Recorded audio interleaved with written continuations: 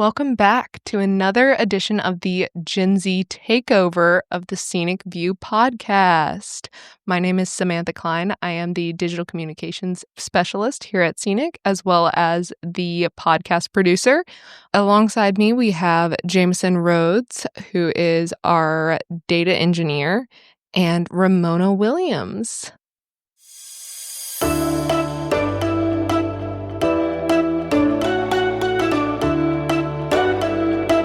Ramona, why don't you tell us a little bit about your job and what you do? Yes, so I'm currently a probation parole officer in Wake County. So what I do is supervise offenders who currently are on supervision, whether it's through probation or on post-release through the parole commission. And just to start with, so we kind of get a gist, what is something that drew you into public service? Well, I was a criminal justice major, but I do remember growing up as a child, I always wanted to be on the right side of the law. I just enjoyed just seeing police officers, making sure that neighborhoods were safe, making sure people wasn't stealing, doing drugs and things like that. So I always had a passion to see the greater side of people and as well as protect the good people that are in the community from the bad people, because everybody is, not good. Of course, we do want everybody to be good. However, being realistic, there are going to be good and bad people. So as well, just trying to make sure that the good people are safe. And what was the process like for you when it came to finding your position and starting working for state employment as a probation and parole officer? So originally when I first graduated, and I graduated back in 2012, it was difficult for me to find a job in my field. So I actually ended up working in entry-level jobs, whether it was like customer service.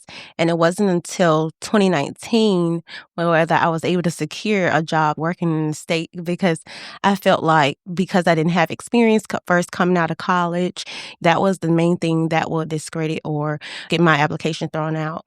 But now I feel like now being in the work environment now, I'll see a lot of younger people that get the job that I have straight out of college, which I think that is a good thing because they should be offered an opportunity, not just, based on age. But I do feel like, yes, the job that I do have, you do have to have life experiences. So I guess it is good if you are, not say older, but, have developed a lot of experience. And I do think that also comes from going to college, because my job requires a 4-year degree. Mm-hmm. And I think coming out of high school to go into a job like I have, you wouldn't have those certain experiences kind of like you deal with in college. So that help you in regards to your thinking process, how to deal with difficult situations, dealing with different type of people, because we all have different personalities. And one of the main things is having to deal with people with different personalities and still get along and work through things and not create a hostile environment. And pretty much you want to be able to come to work each day. I was going to ask where you went to college. I was curious. Yes. I went to Fayetteville State University. Fayetteville State? Nice. FSU, Bronco Pride. Yes. We got a lot of members with that Bronco Pride. Yeah.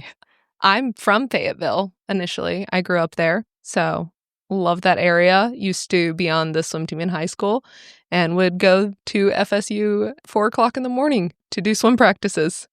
I'll tell you, that pool is cold in the winter. So I had another question. I was curious. So you said you majored in criminal justice, right? Mm-hmm. So when you went into college, did you know out of the gate that you wanted to major in that, or did you explore a little bit? Because a lot of the time you get into college, like the first 2 years are just general studies stuff usually. So I was curious to see if there was like a certain thing that really pointed you in that direction, or if you just always had that passion and interest in criminal justice. For me, I always had that passion. I went in knowing I was going to do criminal justice. I just knew I wanted to be in the criminal field doing something. But my goal was not to be a probation officer. My goal was actually to be a lawyer. And I did end up going to law school. I only went for a semester. However, I still want to do something. So I just kept applying myself. Mm-hmm. And then I'll read job descriptions, of course. I'm not just going to apply for anything. Mm-hmm. However, I was surprised to know what all of what probation officer does. I don't think no one knows all of what we do, and we do a lot. It was blind to me because I never was around anybody that was on supervision, so I didn't know like what to expect. But it was a growing experience, and I mean, it was a good developing experience as well. And now I love my job. And going along with that, what is something that you wish more of the public knew about your job? I wish the public knew that we do more than just locking people up if they don't do what they're supposed to. We have to sit down, talk to offenders, help them to think about the decisions they're making. We're pretty much walking them through, not like holding their hand, but we're like guiding them through, talking to them. So sometimes, some office appointments do turn into almost like a therapy session. We're not, licensed therapists. However, it's pretty much equivalent in my view. So we try to address their noncompliance, not just taking them straight to jail. We're trying to offer them treatment. There's a drug issue, if there are mental health issues. And then I think also too, a lot of people are unaware that most people that are on supervision, they deal with like mental health or substance use. And most of the time, because they have substance use, is because of the mental health issues. And that's another thing I think a lot of people are unaware. I wish people become more aware of mental health, which I'm a pro mental health. Myself, I am even in therapy. And I just think that everybody should go to therapy, 1 hour out of the week. That's something that is very helpful for people to have somebody to talk to, not just people that are on supervision, but people as well as state employees. I even think that's one thing that we should incorporate because even though, not go far off topic, but even like with having a therapy session, like most of them are during work hours. So either I have to do it during my lunch hour or take off leave to do that. But I think it would be great if there were designated leave to do like a mental health appointment because it actually is making me a better person, making me a better employee, making me in my personal as well as work, like I said. But yeah. I definitely understand that. I've been in therapy since I was 17 years old. Mm-hmm. I am a big advocate for therapy. I've told my friends, I'll tell them all about it. I think that, as you said, everyone needs a little bit of therapy. Yeah. You never know what someone's going through, and it helps to have someone to talk it out with that's not going to judge. Yes. So in your job, do you get a lot of discretion with the people that you talk to? Like you said, you don't just lock them up. So is there ever times where you have that discretion to say, I know maybe things didn't go the way we wanted to right here, but we can still recover? Yes. And try to tell even the offenders on my caseload, I work with honesty, as long as they're honest. Yes. So we have like other things set in place, whether to send them to go get an assessment. If they don't do that, even like setting up days for them to do, either sending them to do a substance abuse assessment or even to address it in a way as like either a verbal reprimand. We give worksheets to assist where they're thinking, sit down and have conversations with them, as well give them an option to go to treatment and then set up a plan with them. And letting them know my goal is the whole purpose of supervision is not to send you back to prison, it's to keep you out of prison. So with that in mind, hopefully we eventually get an understanding. And then of course you have to learn that you can't help everybody. So that's another thing that we have to accept when doing this job. It can get frustrated and disappointing. And for example, I actually just ran into an old offender I had probably maybe like a year or two ago. They were on my caseload. They completed supervision. They were off, drugs. They were doing well. They had gained weight. They was back with their family. And then I was dropping off some interns near the bus station, and I happened to see one of my offenders, and I was just like, I called him to me. I was like, oh my goodness. I was like, I can't believe I'm seeing you right here. And then he just put his head down as he was like disappointed. He was like, Miss Williams, I'm sorry. And then I'm just like, and who are you with? Like he was with another person. And then I was just like, he said, oh, this is my friend. And I'm like, that's not your friend. I was like, you need to go back home. And I was like, please go back to, the healing transitions, go back to treatment. Even though he's off supervision, it was just still disappointing. Like he had did so very well. But even with stories like that, they may have completed successfully us. And then, eventually they get off. They may revert back. It was disappointing, but however, I felt like what I said to him, it did stuck. So I pray and hope he went back to go get treatment. But those are like some of the things that we have to deal with. We do have success stories. We have disappointing stories. You can want the best for them. My goal, it is for even once they're off supervision to stay either sober, stay away, stay out of the system. That's the goal. Even though they don't have to see me no more, just stay out of the system. And now moving on to your agency. Mhm. So is your position technically under Department of Adult Correction, or is it Department of Public Safety? It's NCDAC, the Adult Corrections. Okay. Mhm. And what are some specific challenges that you feel like you face in your position at your agency? Well, one of the challenges is monetary challenges. Mhm. With all the work that we do, I do believe that it should equate to the amount of work as the amount of money, even though they did come up with the step plans and, there was a increase. However, with the economy, that increased. So it's like pretty much the same money. Mhm. But so it's not like people look at it, oh, you make this amount. But the economy, the prices of everything went up from when I started. Literally, my rent has doubled, even though my salary has doubled. So it's the same. So I would like to see increases. And then like even with the budget and stuff, I know the budget and stuff hadn't passed. So even with my department, like, having shortages on things, and there was like, oh, we're waiting for the budget to pass. So that's something that definitely a challenge. And I wish they could find money somewhere to give to us, like even as far as bonuses. And then plus keeping the veteran staff. So I've been there now, going on like 6.5 years. So I guess now consider a veteran because, well, I'm on the last step plan. But yes, I wish they would do more for the experienced staff as well. Because even with the sign-on bonus that they were doing to get people to apply and be hired and stuff, they were doing a sign-on bonus. And then I was like, well, it'd be nice if we have a keep-on bonus. Keep us, we are training the new staff and stuff. So you will want to have more experienced officers versus the newer, of course. And with that, if you could sit face to face with legislators, lawmakers, Mhm. what is one thing that you would like to ask them or even tell them? Well, actually, I would like to say, could you go spend maybe a week with me at work so you can get a better understanding? And I feel like a lot of people that are in charge or, make laws, they don't know how it is working in this position. They're just making the laws. And I understand their part, but I would love for them to understand us as well, because then they'll see, okay, you do a lot. This job does require a lot. Even as far as I work in Wake County and we don't have like designated parking. Mm. So we either have to park in like residential areas, which is like further down, and still walk to work to the courthouse, or we risk parking in the paid spots. Mhm. And then as well, on top of that, if your meter expired, they ticket our state vehicles. Oh my. And yes, they ticket our cars. And it's like they get a kick out of it because they know we have to pay.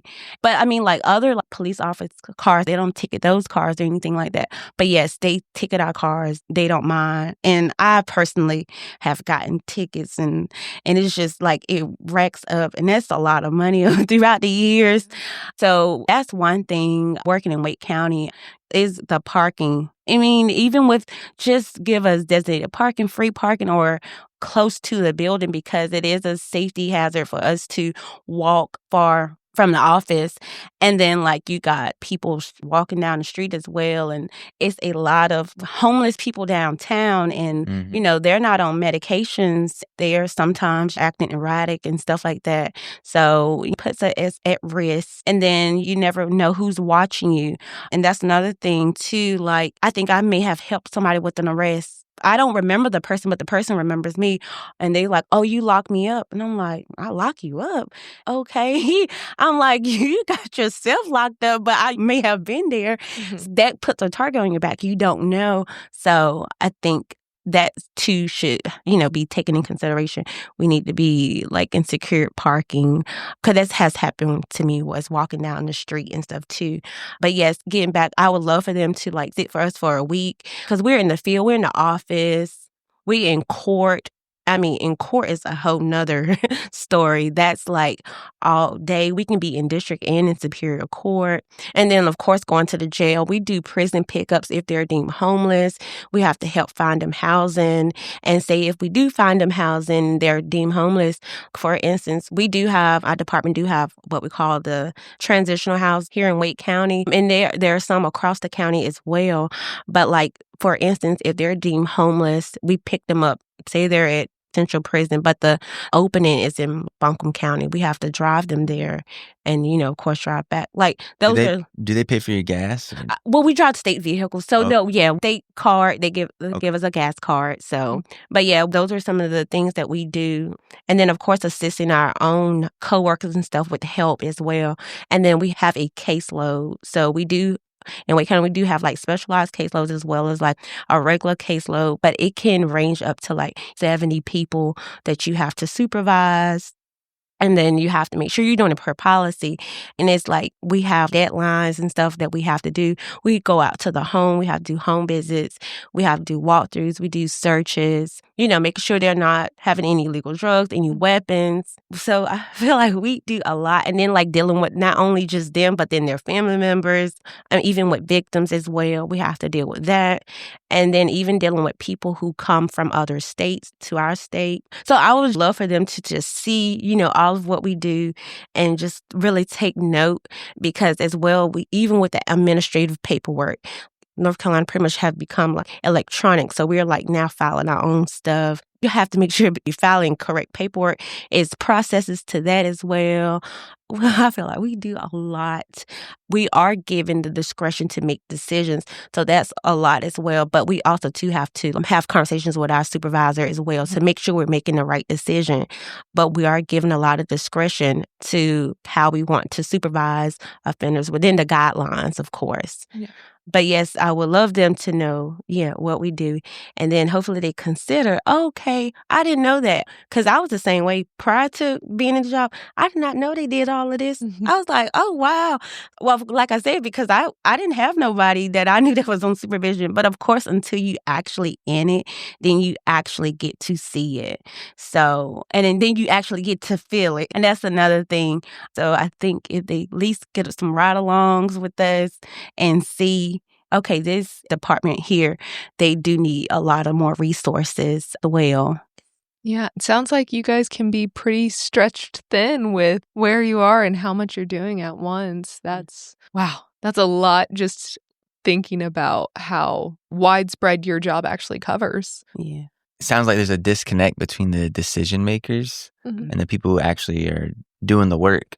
So, I agree with you. It'd be nice if someone that could make these decisions could experience it firsthand, and then they can remember that whenever they're talking about, whether they're talking about how to monetize that work or what benefits to give it, like priority parking and stuff. I think it's crazy you get tickets. Yes. Because you don't have a designated parking place for your job. That doesn't make sense. The least they could do is it's a state vehicle. Okay, don't ticket those. Right. Yeah.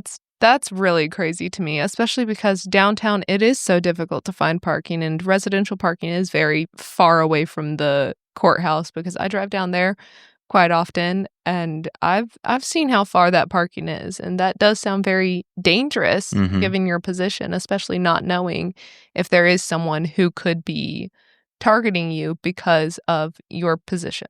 Yeah, they could see where you park and just wait for you to walk back to your car. They don't have to follow you. Right. Yeah, it's so not I can right. definitely understand where there's some fear as well that comes with your position. Yes.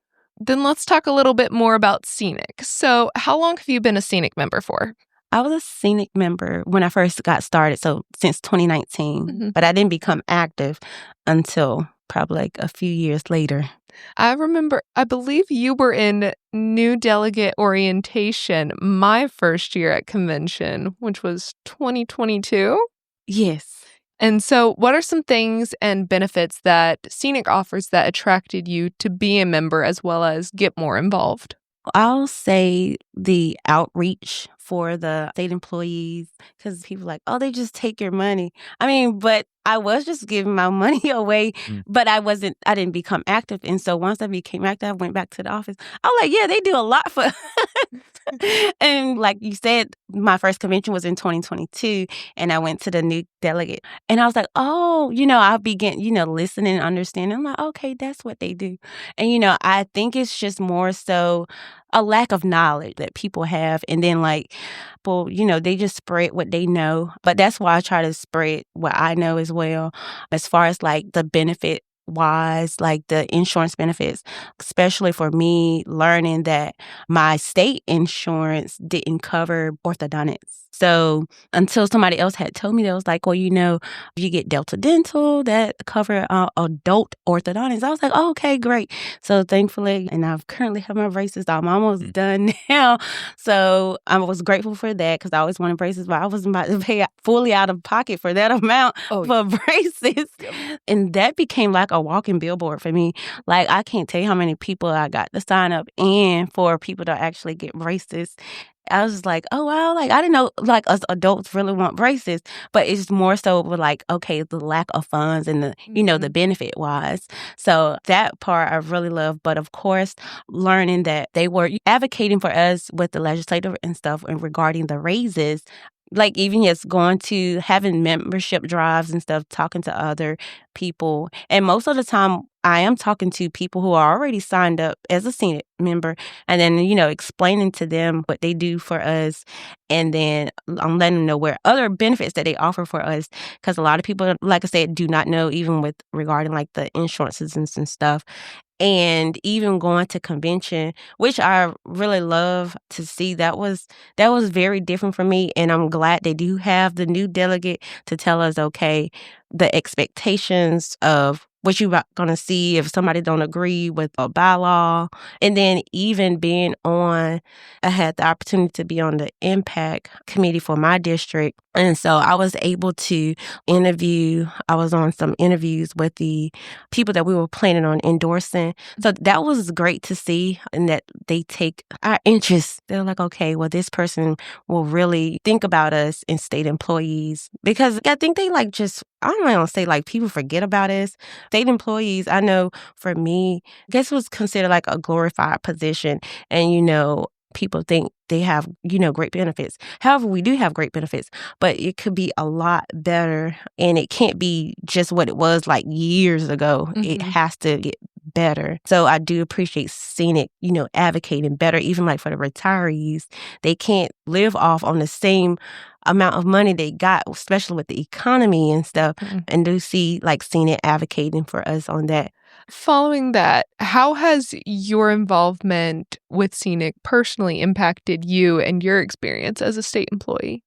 Well, SEANC has gotten me to be more outspoken in regards to advocating. Like even within my office, I'll tell them, oh yeah, I'm going to go do a SEANC event. Oh, Ramona, you're always going to go do SEANC.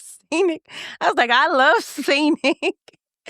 And so even with meeting people, like meeting you, because I know you remember like how I met you. I think one of my coworkers, she came with me too. And I was like, oh, I want her to take a picture of me. She was like, she'll take a picture. Just tell her. So she told you to take a picture of me. And then like that picture ended up in one of the pamphlets. And I was like, I was going around the office. I was like, I'm famous. I still have that picture. I know exactly what picture you're talking about. And now I get one of you every year at convention. Okay. Thank you. And so I had it in my office. So I had it like the pamphlet. I was like, oh yeah, look, I'm famous. So, and that's another thing. People know that I love taking pictures. So that was one of my things. And like, I use that as a way to try to get people on board to become active, like as an active member. And I tell them, you have to actually go to some meetings and, then you become active. So in their mind, they was thinking they're getting money drafted out there. Yeah, you are a member, but you're not an active member. And then I was explaining, like, even with the convention, that was a great deal of experience for me, and like meeting people from other parts and stuff, and still gaining and developing relationships and stuff, and just networking as well, and then able to tell and hear like what other departments and stuff are experiencing. And some of them we can relate because we do have the same thing. And I think one of them is just money. And then we can relate on that.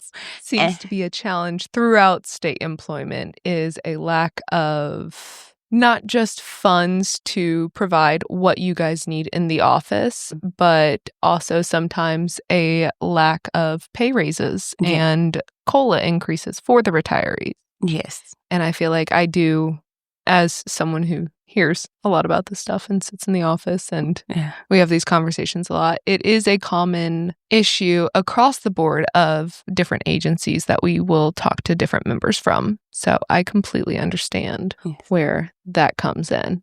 Yes. So like that question made me think of something. I wanted to ask, do you think that in your job, like your position, that you get to view the world in a different lens than other people? Because you get to see unique situations that I bet an outsider, they would judge it differently than you, because you actually get to interact with these people who are going through hard times, or they're trying to, restart. Whereas I think someone who wasn't really involved in it, they wouldn't look at it the same as you would. So I'm curious to see how you describe that lens that you get to see it through. Yes. So, like, for instance, I'm going down the street and I see like a homeless person digging in the, trash can or something like that.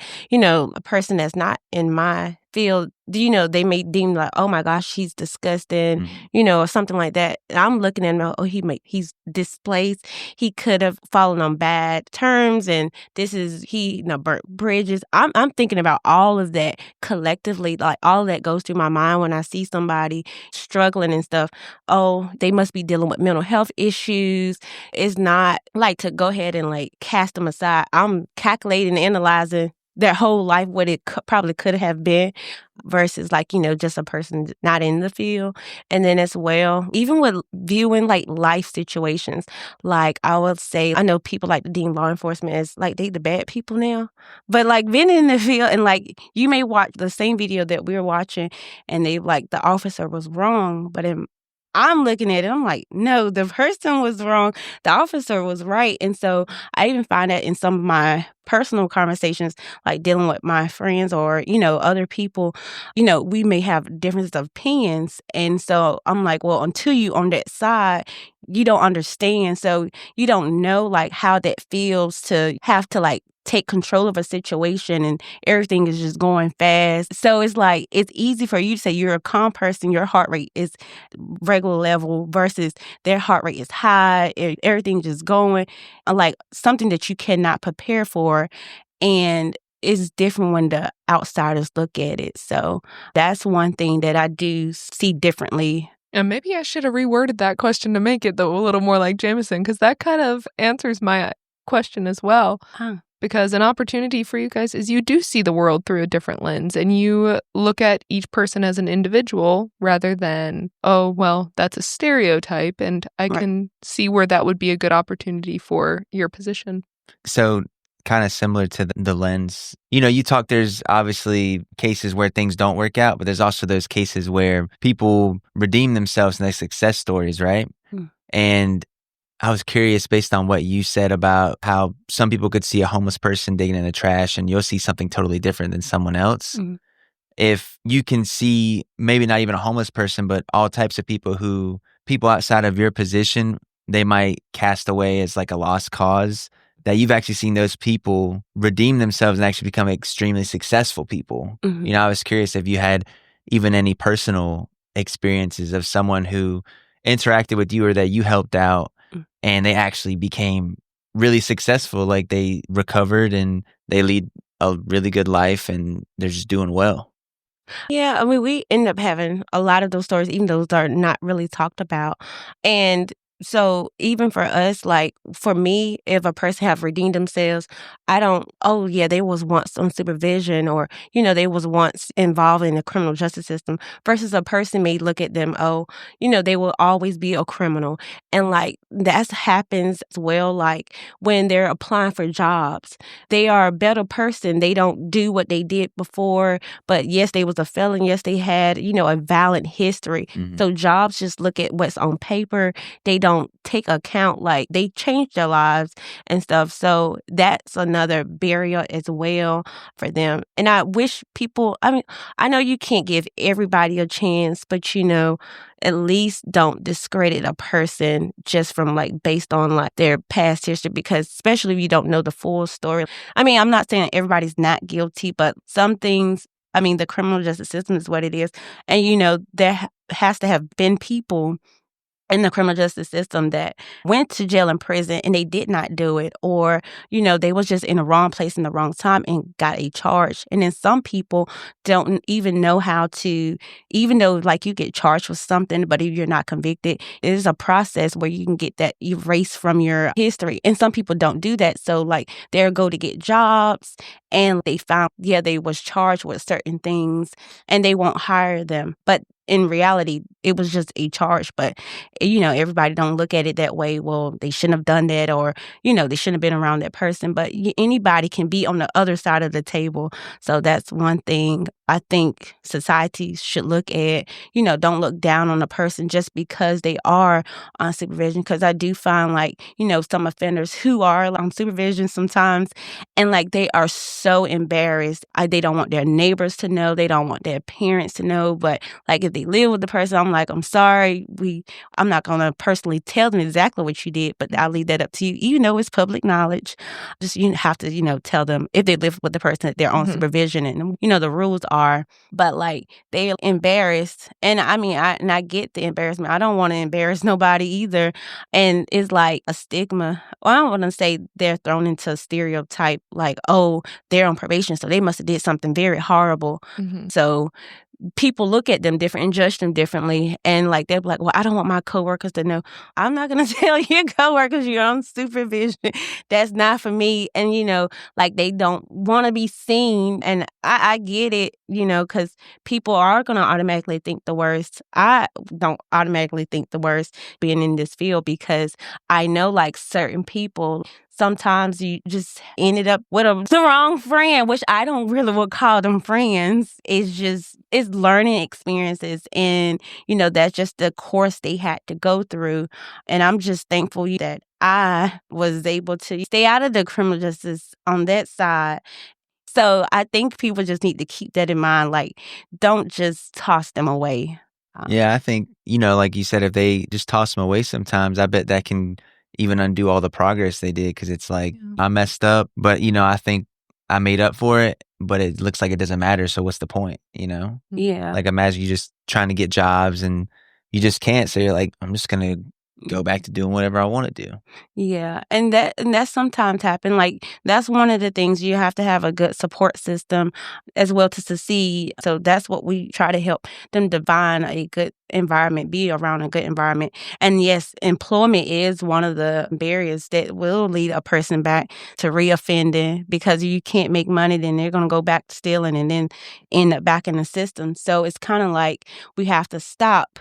Why are they reoffending? So why are they stealing? Are they stealing because of drugs, or are they stealing because they're trying to support their family? So if they're trying to steal to support their family, then we need to like give opportunities for them to get jobs. And then the jobs that they can get, they only get paid maybe like bare minimum wage. And so you can't support a family just on that amount. But then you can't get hired at a great company where you're making like $20, $25 or $30 an hour because of your record.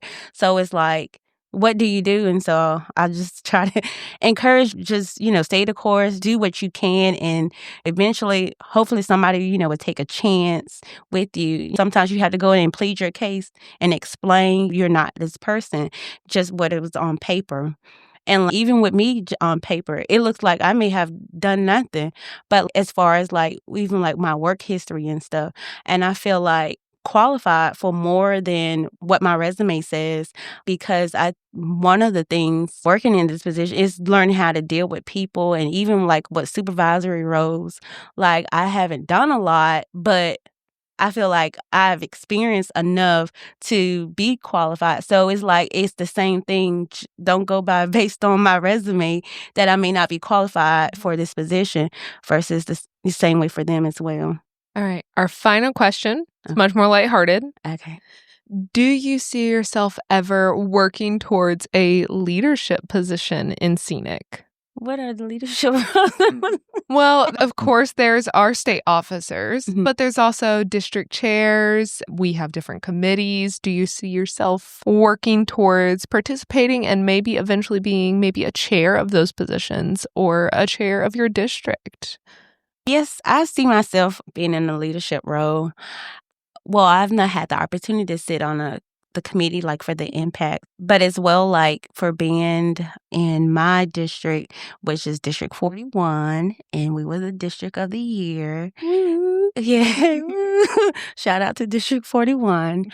So we're birthing some great leaders. So only a matter of time, and like I'm surrounded by, the great leaders, and most of them are the ones that kind of like pull me in and, trying to, help shape me and guide me along the way. So they're like setting, paving the path for me. So it's only eventually time for when it does happen.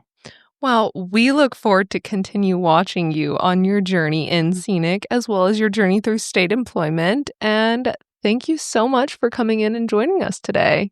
Well, thank you for having me. I greatly appreciate it. I hope what I said, touched some ears and, hopefully make some laughs and smiles. Sure.